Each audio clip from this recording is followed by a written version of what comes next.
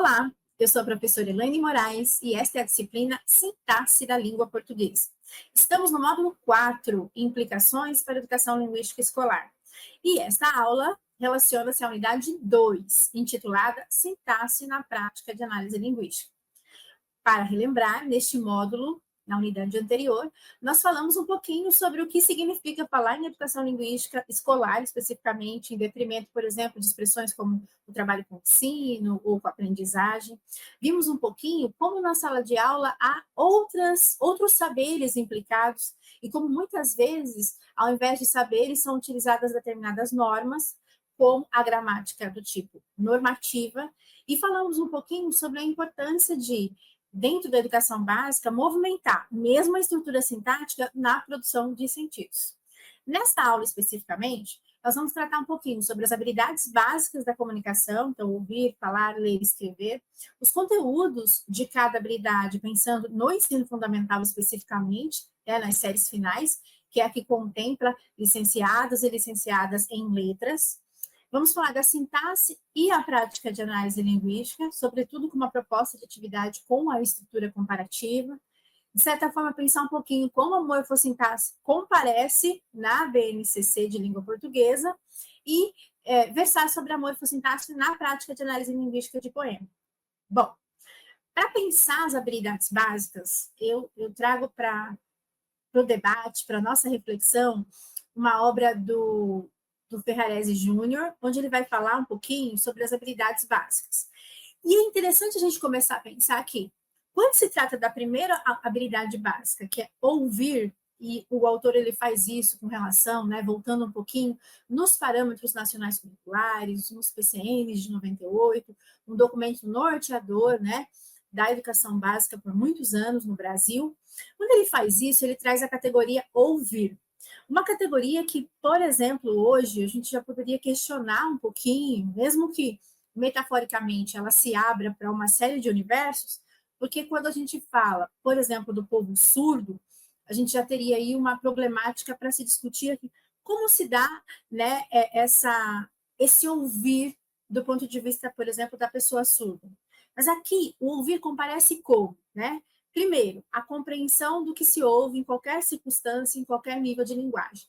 Uma compreensão que se dá no nível da leitura, da capacidade de leitura.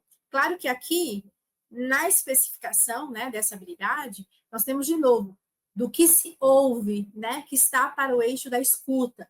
Mas, quando a gente fala da compreensão, abrindo esse escopo e pensando inclusivamente, nós podemos, inclusive, olhar para esse ouvir do ponto de vista da leitura. Então, assim, a compreensão daquilo que é lido em qualquer nível de linguagem, pensando nas diferentes gêneros, nas diferentes tipologias, nas variedades do ponto de vista dos sentidos, mas também do ponto de vista da língua que é movimentada. E, automaticamente, após pensar na noção de compreensão enquanto habilidade, nós temos a habilidade de reproduzir o que se ouviu com fidelidade. Mais um elemento que nós podemos colocar um pouquinho em questionamento, embora ele seja importante para a natureza da prática de análise linguística. Porque a habilidade de reprodução com fidelidade, ela pode nos suscitar diferentes posicionamentos. A paráfrase, por exemplo, essa noção de repetibilidade, essa capacidade de repetibilidade de uma determinada estrutura, de um determinado modo de pensar alguns conteúdos, ok. Agora, a fidelidade aqui, a gente precisaria pensar um pouquinho. O que se trata fidelidade? Trata-se de uma postura mais ética com relação a conteúdos que estão sendo, entre aspas, reproduzidos, ou a gente está falando de cópia literal, Bom, a paciência e a cortesia no ouvir, aliás, essa é uma habilidade básica da nossa sociedade, uma das grandes discussões no âmbito das teorias psicológicas, psicanalíticas, é a dificuldade que no nosso mundo hiperconectado nós temos de necessariamente ouvir, como essa escuta ela está aguçada por um lado, quer dizer, numa absorção de muitos conteúdos, mas por outro lado, numa escuta que não é crítica, numa escuta que nem sempre é conectada de fato com esses sentidos que estão sendo movimentados.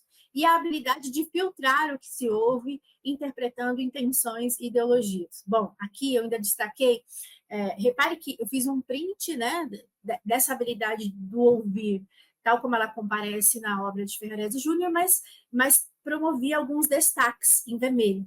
E no destaque sobre interpretação, intenções e ideologias, a gente pode começar a observar um pouquinho, então, bom, compreender, do ponto de vista da leitura, também é movimentar essas duas esferas. Claro que, a depender da perspectiva linguística na qual a gente se baseie, nós vamos pensar na categoria da intenção. Então, pragmaticamente, se eu vou fazer uma análise, uma leitura do ponto de vista pragmático, eu vou pensar num sujeito que é marcado pela intencionalidade, né? Então, eu vou pensar, por exemplo, aquelas perguntas clássicas, o que um autor pode ter querido dizer aqui em determinado segmento.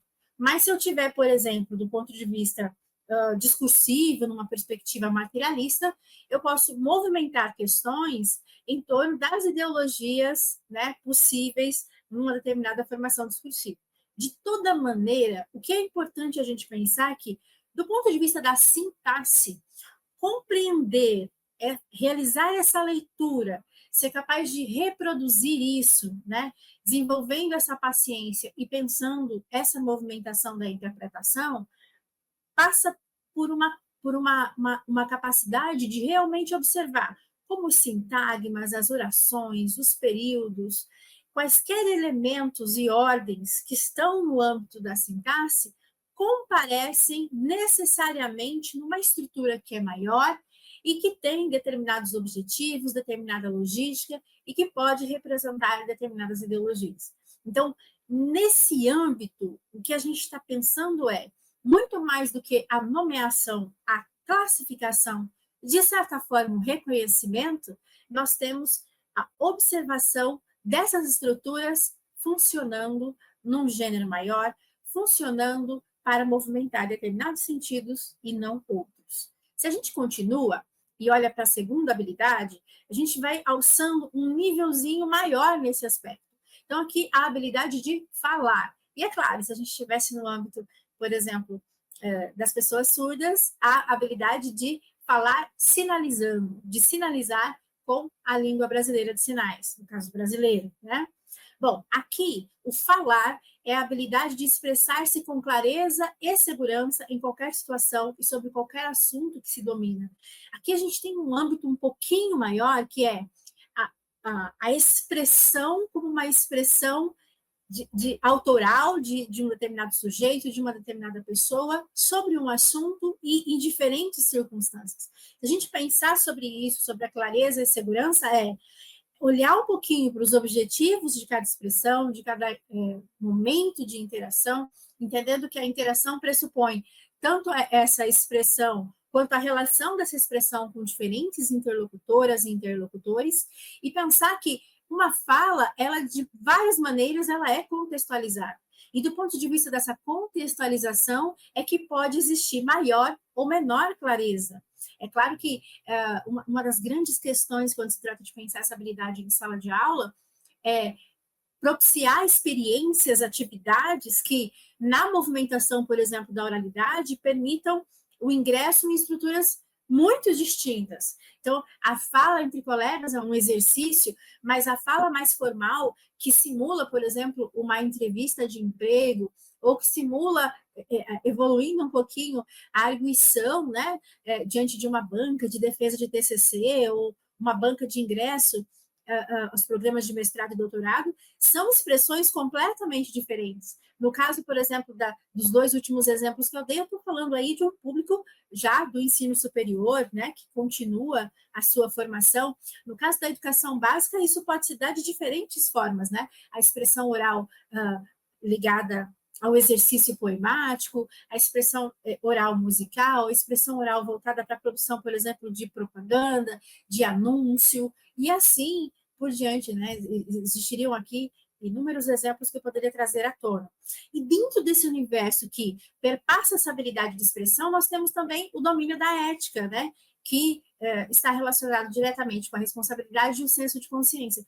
Um domínio que, aqui sim, se a gente volta um pouquinho naquela fidelidade do slide anterior, que era ligada à escuta e ao ouvir, está, por exemplo, na dimensão de não reproduzir aquilo que não é correto, que não é verdadeiro, se conecta nas discussões de hoje sobre os conteúdos em circulação, sobre a produção de fake news e assim por diante.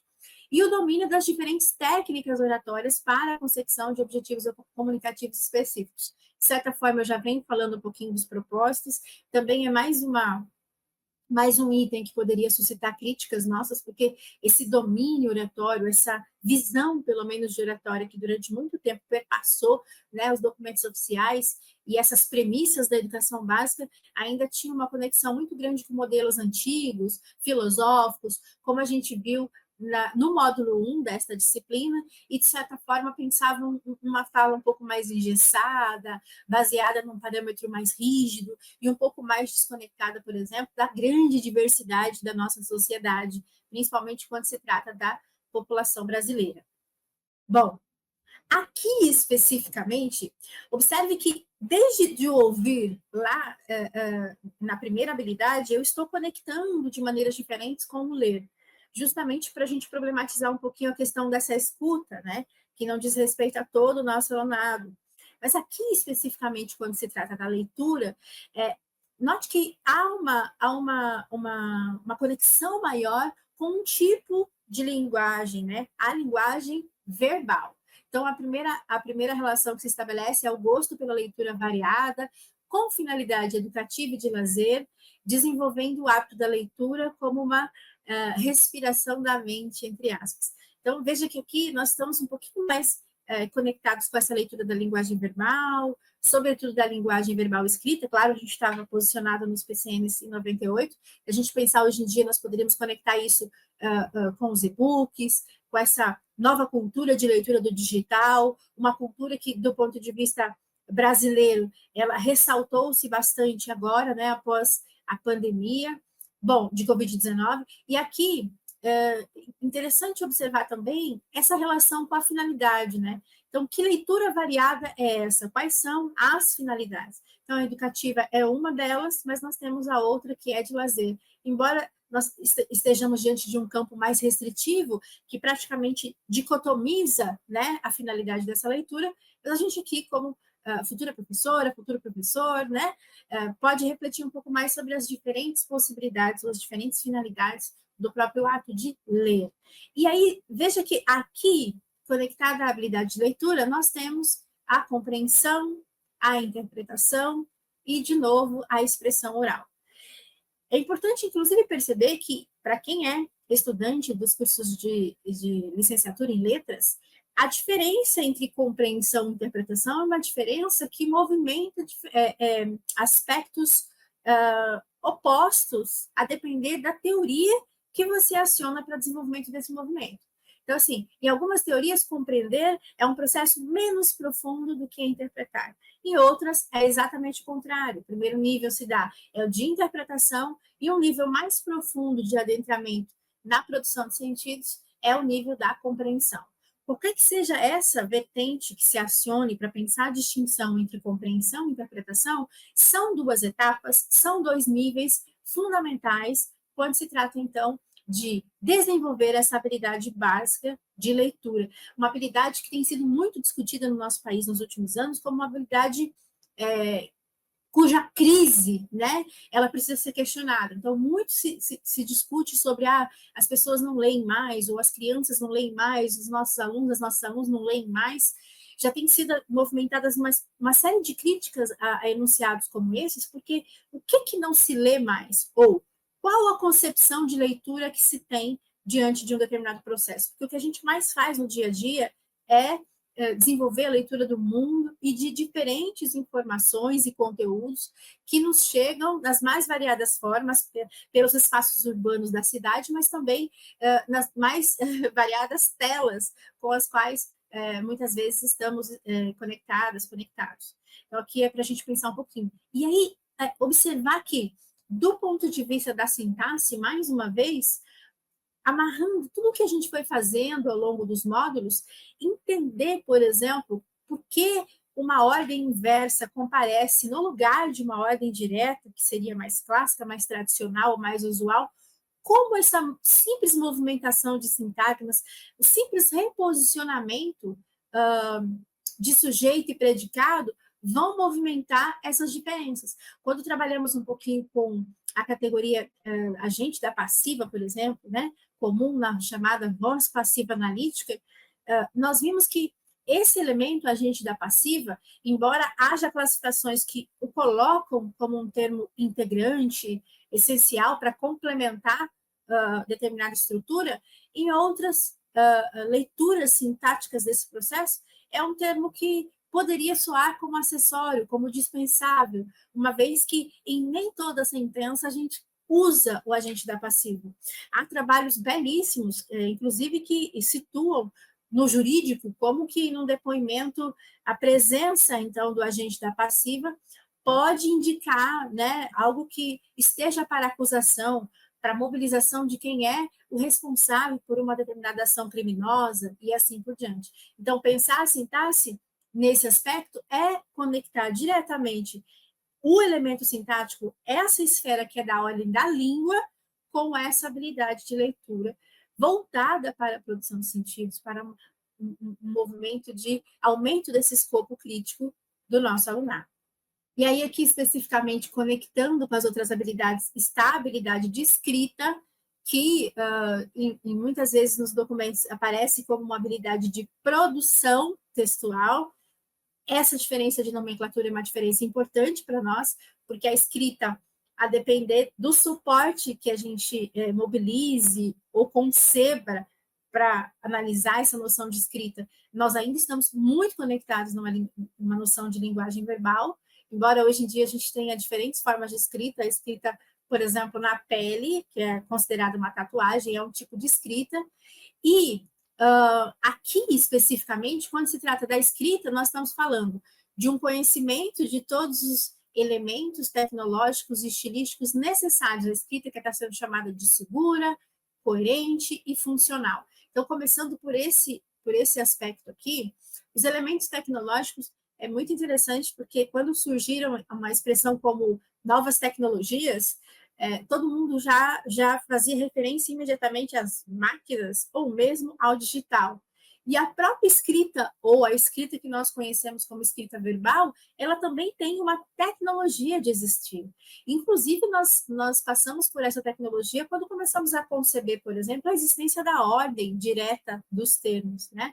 Ou o modo como, muitas vezes, movimentando léxico conhecido, quando a gente coloca esse léxico em posições completamente desordenadas, que fogem a essa ordem sintagmática, né, das sentenças, a gente não tem necessariamente um enunciado, não tem necessariamente aquilo que seria considerado como uma frase, que fizesse sentido, e sim, nós temos estruturas que são consideradas agramaticais. E aqui, especificamente, esse domínio desses elementos tecnológicos e também estilísticos, que é a forma como a mobilização de uma determinada sentença se conecta a fins, né, estilísticos, a determinadas maneiras de expressar e a determinados objetivos expressivos próprios a essa escrita, a esse escrever.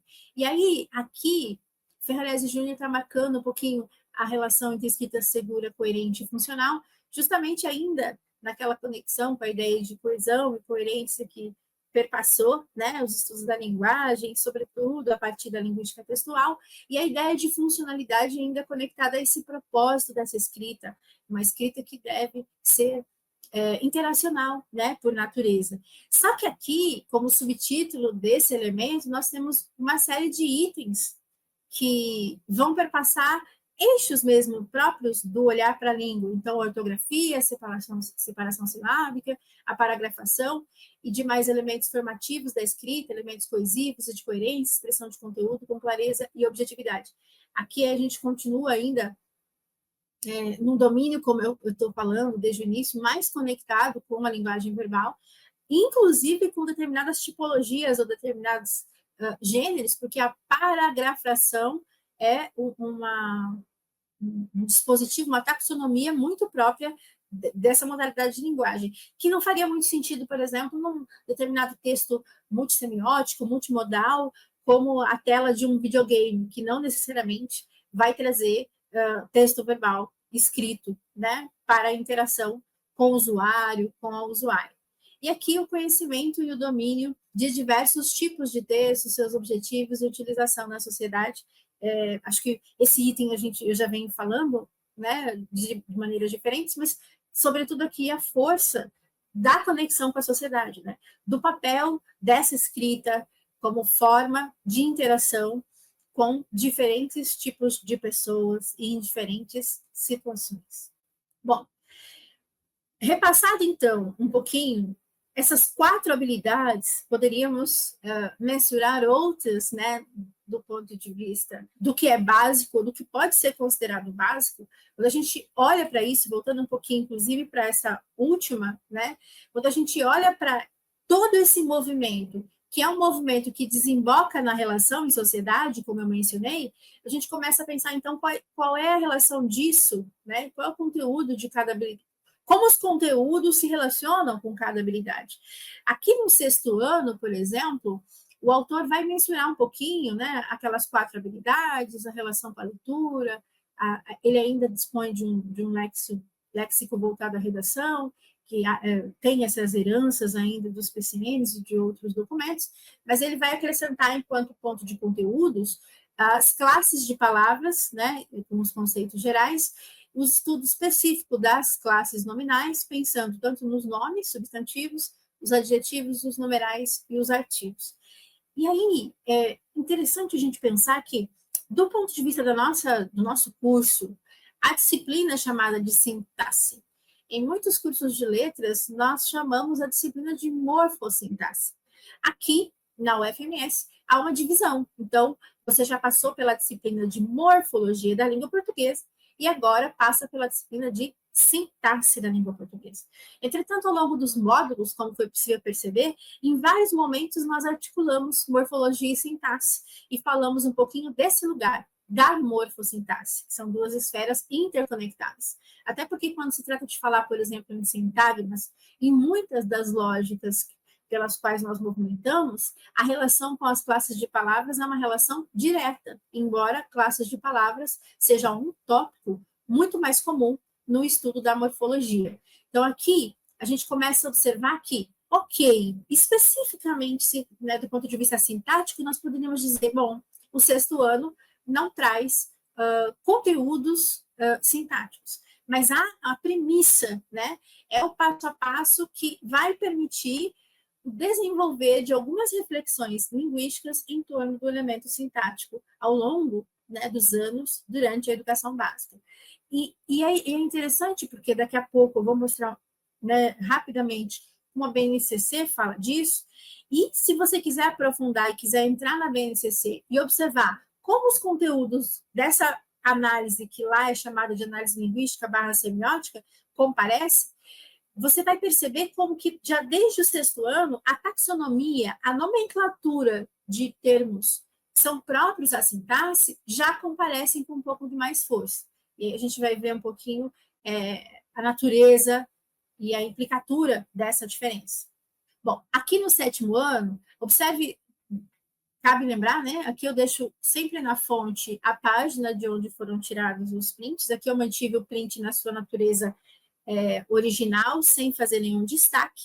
E aqui, na continuação, no 7º ano, a gente tem o estudo da seguinte classe gramatical, da classe nominal, né, de natureza nominal.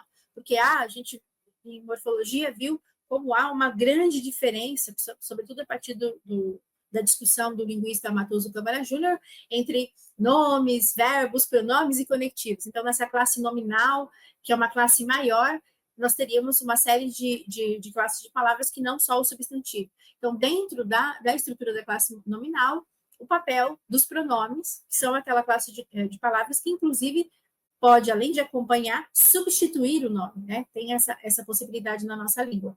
E o estudo dos advérbios. Aqui, só dentro dessa natureza, por exemplo, pronominal, um princípio sintático muito forte que pode ser desenvolvido é o da concordância, é forte do ponto de vista das descrições possíveis, mas é frágil do ponto de vista de como isso tem sido movimentado por gramáticas normativas, de forma discriminatória dos falares usuais, cotidianos do português brasileiro.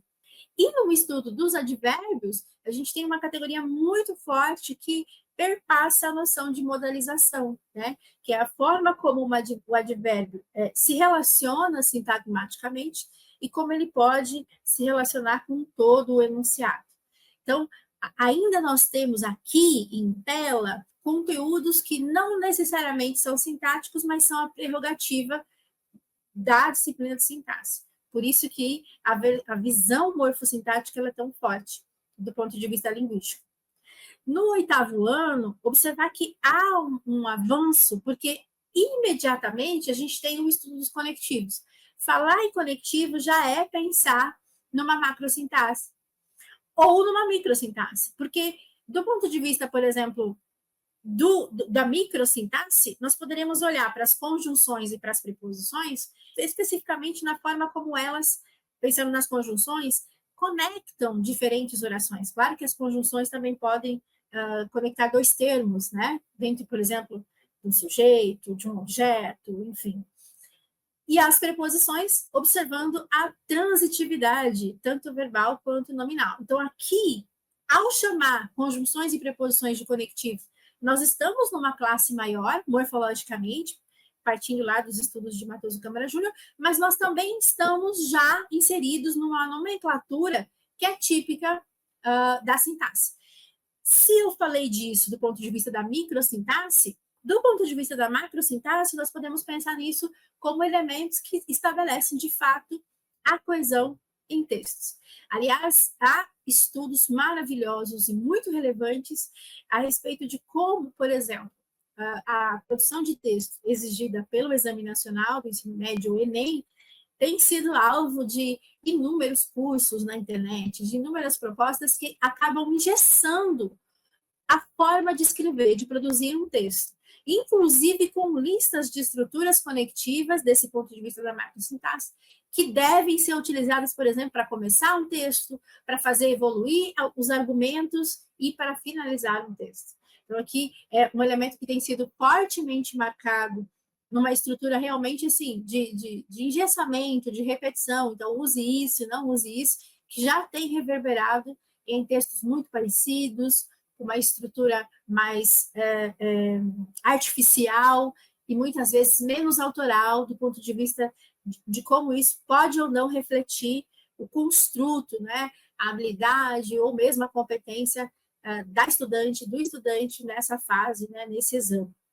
E aí aqui, o estudo das interjeições, que volta mais uma vez para uma marca que é morfológica, mas que está totalmente conectada com a sintaxe, sobretudo porque as interjeições, elas comparecem de maneira articulada, muitas vezes, com a pontuação, com os sinais de pontuação, que são representações fundamentais, né, do ponto de vista sintático, e o início do estudo com a classe dos verbos. E aí, quando se fala de verbos, nós podemos olhar para os verbos morfologicamente, considerando as flexões, aquelas categorias gramaticais que vocês viram, né, número, pessoa, tempo e modo, ou mesmo outras categorias, como a própria noção de voz verbal ou de aspecto, e aqui especificamente na sintaxe.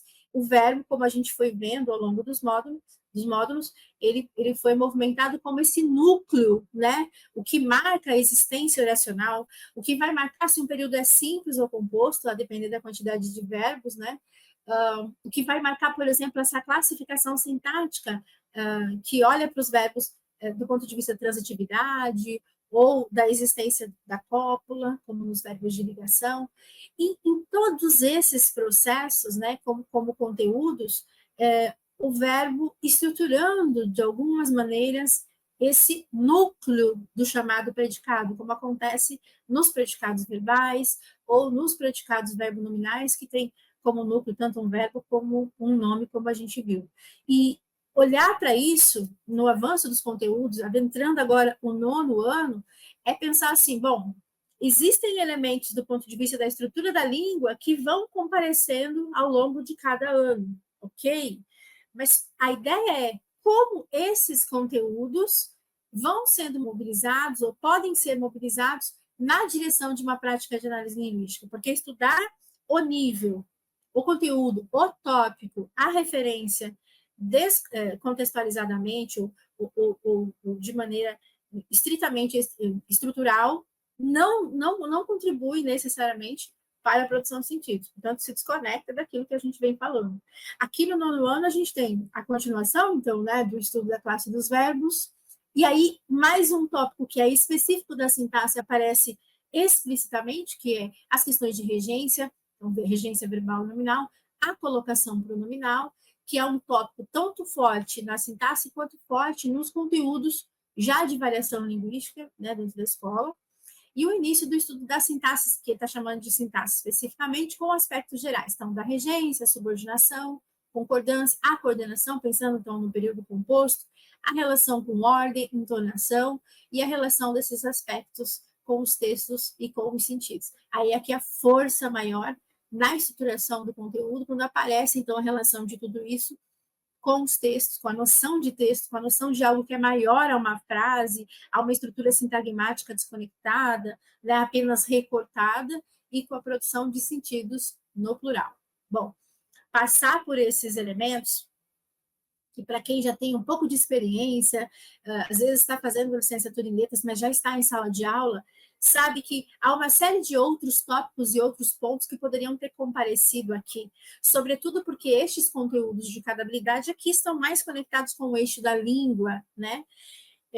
Nós não falamos, por exemplo, de gêneros, de ritmos, de determinadas possibilidades mais conectadas com a significação, mas é importante pensar que dentro dessa premissa, o olhar sintático, ele é construído aos poucos, ele tem suas prerrogativas e vai sendo desenvolvido. Então, assim, esse desenvolvimento concomitante e, ao mesmo tempo, ininterrupto e conectado com a relação de sentido é fundamental para que o tópico sintaxe não represente, assim, o desespero de alunas e alunos da educação básica, um desespero que muitas vezes é fruto de uma ideia normativista, de repetição e de classificação pela classificação, né? Classificação desconectada com o uso. No ensino médio, essa evolução de conteúdos, ela perpassa especificamente o estudo do período simples, com toda aquela classificação entre sujeito, predicado, os tais termos que nós discutimos aqui, reconstruímos, né, essa divisão entre termos essenciais, integrantes e acessórios, e toda a logística, até o próprio termo isolado, né, que é considerado vocativo, e toda a logística de como isso se dá na relação com a transitividade, com a regência, né? Então, o primeiro ensino médio e o segundo vai perpassar essa relação com o período simples e, em tese, né, no terceiro ano do ensino médio, nós teríamos um passo maior nessa direção, que é o adentramento no chamado período composto. E aí aqui há uma articulação para a gente pensar. Então, podemos ver a sintaxe propriamente dita no formato de matéria específica da análise sintática, começa a ser ensinada na educação básica, depois que o aluno já passou para a fase de maturação cognitiva, que permite a ele operar facilmente com abstrações. Isso se dá mais ou menos entre 10 e 11 anos de idade, né? Então, aqui a gente vê que há um processo progressivo, como eu vinha falando, que passa, né? Tanto pelas habilidades básicas, depois pelo estabelecimento das chamadas classes gramaticais, para ir entrar com os conceitos básicos de organização das palavras na língua, e dentro desses conceitos evoluir com a questão da regência, com a concordância, com a ordem, com a entonação, com a coordenação, entre outros elementos. Do ponto de vista, então, da análise linguística, que é o foco principal nosso aqui, o que é pensar essa análise linguística? Nós fomos construindo o que é esse pensar ao longo da disciplina, mesmo em um módulo, por exemplo, um pouco mais teórico, como foi o segundo, em que nós vimos diferentes abordagens, passando pelo gerativismo, passamos pelo funcionalismo, ou mesmo no módulo 3, quando a gente viu tanto o período simples quanto o período composto. Em todos eles, nós fomos passando por casos contextualizados, com formas de olhar para isso na relação com os sentidos. Mas especificamente aqui neste módulo, como nós estamos designando isso como prática de análise linguística, é importante a gente voltar um pouquinho, poderíamos ter mobilizado outros autores, o próprio Vanderlei Giraldi, que é precursor, né, no estabelecimento de uma discussão, sobre a prática de análise linguística, a Márcia Mendonça, que tem um texto ótimo, que circula bastante a respeito da prática de análise linguística no ensino médio, mas aqui especificamente nós temos Bezerra e Reinaldo para falar que a proposta dos PCNs para o eixo de análise linguística desloca o enfoque da palavra ou da frase, proposto pela gramática tradicional, para a análise do texto, influenciado pelas teorias linguísticas, textuais e enunciativas, resultando em novos objetos de estudo. Aqui é fundamental a gente pensar que, quando se fala de palavra especificamente de maneira isolada ou de frase, há esse vínculo maior com a gramática tradicional, e aí olhando a palavra morfologicamente, ou fonético-fonologicamente, olhando a frase sintaticamente, porque são elementos que, durante muitas abordagens, como a gente viu no módulo 1, eram estritamente normativistas, né? Voltadas de maneira descontextualizada para a repetição, para o reconhecimento, para a classificação. E aí a mudança, então, a partir dos PCNs sobre o eixo de análise linguística, é você começar a olhar para a análise do texto. Então, assim, como é que esses elementos funcionam em um texto?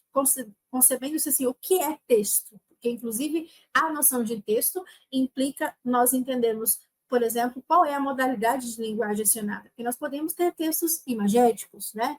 Visuais, não verbais, multimodais. E, claro, quando se dá esse pulo do gato para pensar a análise do texto, nós podemos fazer isso à luz de diferentes teorias linguísticas, né? As textuais, as discursivas, as enunciativas, e aqui ao longo do curso você vai estudar especificamente como se dá isso, por exemplo, a partir da linguística textual, como se dá isso a partir da análise de discurso de linha francesa, ou da análise de discurso crítica, ou mesmo das teorias enunciativas, entre tantas outras que nós poderíamos mensurar nesse campo macro, como, por exemplo, a pragmática, que eu já citei aqui. Então, aqui, a partir dessas teorias linguísticas, olhar para o texto e desenvolver a prática de análise linguística é movimentar novos objetos de estudo, que perpassam, que extravasam, que rompem com essa ideia de gramática tradicional. Continuando um pouquinho a relação que os autores trazem em relação a essa abordagem, né? A abordagem de análise linguística é concebida como reflexão sobre recursos linguístico, textual e enunciativos, tanto em relação à compreensão e produção de textos orais escritos, quanto em relação à descrição dos sistemas da língua. Isso aqui é muito importante e muito forte, porque se a gente parar para pensar, quando nós começamos a falar aqui no início sobre as habilidades, nós estávamos diante de habilidades separadas. Então, essa reflexão com relação a esses recursos, tanto ela atende aquele primeiro âmbito, que foi chamado de escuta e de leitura, que é o âmbito mais da compreensão, quanto ao âmbito da própria produção, que foi chamada, por exemplo, de escrita e o falar, porque a produção de textos orais escritos. Nós ainda estamos aqui numa instância que sintetiza, né, que esquece de outras modalidades de linguagem, então aqui a gente não está necessariamente falando de textos visuais, de textos imagéticos, mas nós temos aqui como esses recursos para a prática de análise linguística são ferramentas diferentes, tanto para compreensão e interpretação, quanto para a própria produção, para esse exercício que é mais autoral. Só que, de um lado, essas práticas todas, elas estão pensando um pouco na performance, na interação, na relação com a sociedade. Mas também podemos olhar do ponto de vista da prática de análise linguística e fazer o que a gente está fazendo aqui, que é conectar um pouquinho mais o funcionamento disso para a descrição do próprio sistema da língua, que é o que nós vimos desde o primeiro módulo, quando falamos da chamada gramática descritiva, de como ela funciona. E especificamente no Brasil, com as gramáticas do português brasileiro, nós temos descrições importantíssimas que vão mostrar relações de uso efetivo, variado e diverso pela nossa sociedade. Bom, assim, para mostrar um exemplo, né, Anjos Oliveira e Silva trazem esse exemplo, pensando um pouquinho na própria produção científica do professor Trabalha, que tem textos maravilhosos sobre o estudo de gramática, ou sobre o avanço desses estudos para uma perspectiva mais de análise linguística, com as diferentes concepções de gramática existentes. E aqui, uma das propostas que eles trazem é essa, proposta de atividade. Leia o seguinte bilhete deixado na geladeira da casa de Marília, por seu primo Paulo. Marília, bom dia. Queria muito dizer que gostei muito da sobremesa de morango que você fez. O doce ficou bom que nem o da vovó. Amei. Abraço, Paulo. Então, a estrutura é típica, né, do bilhete, o gênero está identificado inclusive no suporte. Então, como é que esse bilhete foi deixado, né? Então, ele foi colado na geladeira, numa cena típica. Aos nomes, né? A Marília, que é a casa dela, e o primo, que é o autor. E aí nós temos a estrutura típica com o vocativo, com a pontuação, o comprimento inicial, o conteúdo desse dizer, que é o apreço pela tal sobremesa de morango que ela fez, e o como esse doce, além de bom, olha na estrutura em itálico, né, que nem o da vovó, faz uma comparação com esse valor que é mais afetivo na nossa cultura, e o amar, abraço e a despedida. Há uma série de elementos que poderiam ser movimentados aqui do ponto de vista da estrutura do bilhete, do como o bilhete funciona na nossa sociedade, de como ele funcionou, porque, inclusive, durante muito tempo, o bilhete e carta eram gêneros extremamente fortes, né, para a promoção da interação entre pessoas, próximas ou não, de certa maneira, e a gente teve uma substituição drástica, né, em tempos da internet, primeiro com os e-mails e depois com as mensagens de texto. E aqui, você percebeu que ao elogiar o doce feito pela prima Marília, Paulo faz uma comparação entre a sobremesa feita pela prima com a que sua avó também faz, estabelecendo um efeito de sentido positivo. Então, marcando que a comparação não só existe com aquela estrutura, com aqueles elementos, com aquela composição sintagmática, ou com aquelas relações sintagmáticas ou oracionais, mas que isso produz sentidos positivos, né? Então, um bilhete gostoso de se receber. Claro, a gente poderia questionar, né? Desde que para ela, né, a comparação com a avó fosse algo positiva e houvesse também com ela uma relação afetiva em relação à categoria avó. Bom, continuando. Agora, no espaço abaixo, produz um pequeno bilhete apresentando uma situação do seu dia a dia e que você faz uso de uma comparação. Você pode comparar algo entre você mesmo e o seu, sua irmão, primo, algum amiguinho, capricho. E aí nós temos um estímulo, então, para a produção de um texto, para algo que envolva situação cotidiana desse aluno, dessa aluna, que movimente um pouco essa estrutura da comparação e que permita essa comparação entre diferentes pessoas. Pode ser com alguém mais familiar ou algum amigo. Então, esse é um exemplo, né, de uma proposta de atividades. Claro que, como exemplo, a gente precisa pensar, bom, qual é a turma? Como os conteúdos foram disponibilizados e desenvolvidos em etapas didáticas distintas? Como se deu o antes e a preparação para essa atividade? Como se relaciona o fruto dessa atividade com a reflexão sobre a comparação depois, né, na produção de sentidos, porque cada estudante deve ter desenvolvido essa comparação de maneiras diferentes, inclusive do ponto de vista da língua, com conectivos diferentes, né? E aí eu vou movimentar, mesmo que rapidamente, esse exemplo, que é um poema clássico, quando se trata de discutir as variações ou as variedades linguísticas, ou essa reflexão que, que, que destaca a importância da gente combater o preconceito linguístico e valorizar as variedades. Inclusive, eu quero mencionar que é um exemplo inspirado no texto de Bravin, né? Um capítulo que está nesse livro, do qual eu gosto muito, que é Práticas de Ensino de Português.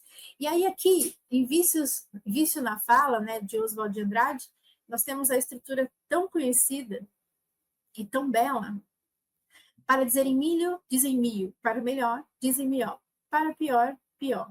Para telha, teia. Para telhado, telhado. E vão fazendo telhados. Uma produção belíssima que, para além do deleite, tem perpassado diferentes aulas de língua portuguesa e de outras disciplinas para pensar um pouquinho, muitas vezes relacionando oralidade escrita, outras vezes pensando metaforicamente, né, em como a gente consegue seguir construindo os nossos domínios e a nossa existência, independentemente de como dizemos disso, ou de como se configuram estruturalmente essas ações. E, claro, nas discussões que se conectam um pouco mais com a língua, vão mostrar um pouquinho essa fala, que é uma fala diversa, diferente, que marca essa outra variante ou a existência de outras variantes. Você pensar em toda esta minha aula, se fosse para você olhar o quanto eu repito muitas vezes a palavra diverso, diferente, distinto, que é de fato esse universo amplo que a gente precisa movimentar para conceber a prática de análise linguística. E, claro, uma análise desse poema, uma atividade de análise linguística a partir dele, também pressuporia, assim, que turma é essa, o que foi feito antes, quais são os passos depois, como se daria, por exemplo, uma prática de leitura. Essa prática de leitura seria uma leitura simplesmente verbal, ela seria concomitante ou anterior a uma prática, por exemplo, de produção de imagens, de gêneros mais marcados por outras linguagens, haveria produção textual, enfim, há uma série de elementos que poderiam ser pensados aqui, mas, sobretudo, do ponto de vista da produção de sentidos, a autora vai relatar, por exemplo, elementos que podem marcar a despalatização da lateral, né, como um fenômeno próprio da expressividade e do gênero. É claro que, em alguns momentos, não necessariamente a gente vai usar a nomenclatura, ou não necessariamente a gente vai explicar o processo, mas um exercício básico, né, de mandar o aluno, a aluna fechar o nariz para perceber a diferença entre o som nasal e o som oral, já é forte o suficiente para a gente perceber, diante da escuta de um programa de rádio, que nem é tão forte como já foi no nosso país, infelizmente, perceber quando uma pessoa ou tem a voz nasalada ou expressa uma voz nasalada em função, por exemplo, de uma gripe, de um resfriado, né? O alteamento da vogal média superior, como essa marca que tanto produz rima quanto diz desse regionalismo acionado, e a própria determinação do sujeito, né? Como uma crítica, uma generalidade na descrição, assim. Porque se a gente voltar aqui, quem é, né, que para dizerem, dizem, né? E vão fazendo, né? Quem são essas pessoas que dizem, que vão dizer, que vão fazer? Quer dizer, que sujeito é esse? A gente viu um pouquinho sobre a indeterminação do sujeito, inclusive questionamos essa nomenclatura um pouco, né? Do que é pensar algo que é indeterminado, se convém mesmo dizer indeterminado ou não, do ponto de vista do nosso reconhecimento das possibilidades de um núcleo quando olhamos para a flexão de um verbo, né? Por exemplo. E há outros elementos que poderiam ser movimentados. Então, a finalidade, esse para que reitera o tempo inteiro, de forma argumentativa, um caráter propositivo, a forma como isso vai criando uma adição e uma continuidade, como se fosse uma estrutura mesmo da narrativa dentro do poema, a própria noção de transitividade, como ela é forte nessa mobilização de um verbo ou de uma palavra que requer uma complementação, e essa complementação sendo reiterada com esse caráter informacional, a pontuação e a rima, né, como isso se dá, sobretudo quando a gente está declamando, né, pensando na sonorização, na frequência, na situacionalidade e na própria escolha lexical, que vai dizer dessas variantes geográficas, sociais, históricas e culturais. Bom, e aí, já que nós pensamos um pouquinho sobre isso, na BNCC especificamente, que é a Base Nacional Comum Curricular, já que a gente falou tanto dos PCNs, que a BNCC é um documento mais atual, mais contemporâneo, a publicação que eu trago de 2019, e aqui, especificamente, eu não vou entrar no mérito das críticas, que são muitas em relação à forma como esse documento foi criado, sem ouvir muitos pares, com algumas tendências, eliminando algumas temáticas, engessando um pouquinho o perfil do alunado esperado.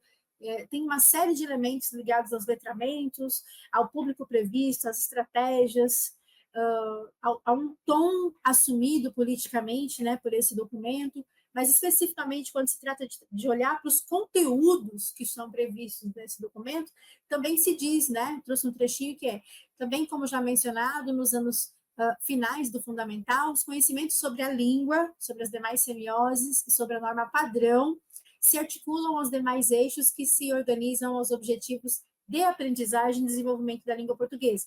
Dessa forma, as abordagens linguística, metalinguística e reflexiva ocorrem sempre em favor da prática de linguagem que está em evidência nos eixos de leitura, escrita e oralidade. Aqui a gente tem uma conexão entre os eixos, né? Aqueles das habilidades básicas que nós falamos no início, mas dá para observar, por exemplo, como que essa sintaxe ela já está mais relacionada com a norma padrão, né? Com um determinado olhar metalinguístico para a língua, tanto que os conhecimentos são sobre a língua e não necessariamente são conhecimentos de análise linguística. Se a gente continuar em mais um trechinho, né, os conhecimentos sobre a língua e os demais semioses e a norma padrão não devem ser tomados como uma lista de conteúdos dissociados das práticas de linguagem, mas como propiciadores de reflexão a respeito do funcionamento da língua no contexto dessas práticas. A seleção de habilidades na BNCC está relacionada com aqueles conhecimentos fundamentais para que o estudante possa apropriar-se do sistema linguístico que organiza o português brasileiro. Então, aqui, a noção de práticas de linguagem ela comparece, assim como a de português brasileiro, mas a gente ainda tem a relação com a norma padrão, aquela mesma que a gente discutiu no módulo 2 da nossa disciplina. Bom, chegando às nossas considerações finais, nesta unidade estudamos acerca de elementos da sintaxe na prática de análise linguística. Para tanto, retomamos parte do que se discute em torno das habilidades básicas da comunicação, o ouvir, o falar, o ler e escrever, e as amarramos a partir da bibliografia da disciplina aos conteúdos do ensino fundamental especificamente, embora a gente tenha visto também um pouquinho como comparece no ensino médio. Depois, para entender a relação entre a sintaxe e a prática de análise linguística, adentramos uma proposta de atividade com a estrutura comparativa, né, que é a proposta do bilhete, e, por fim, no cruzamento entre a forma como a morfossintaxe comparece em práticas, em parte da BNCC de língua portuguesa, estabelecemos alguns caminhos possíveis da análise linguística de texto poemático. Estas são as referências mobilizadas nesta aula. Vejo você na próxima disciplina.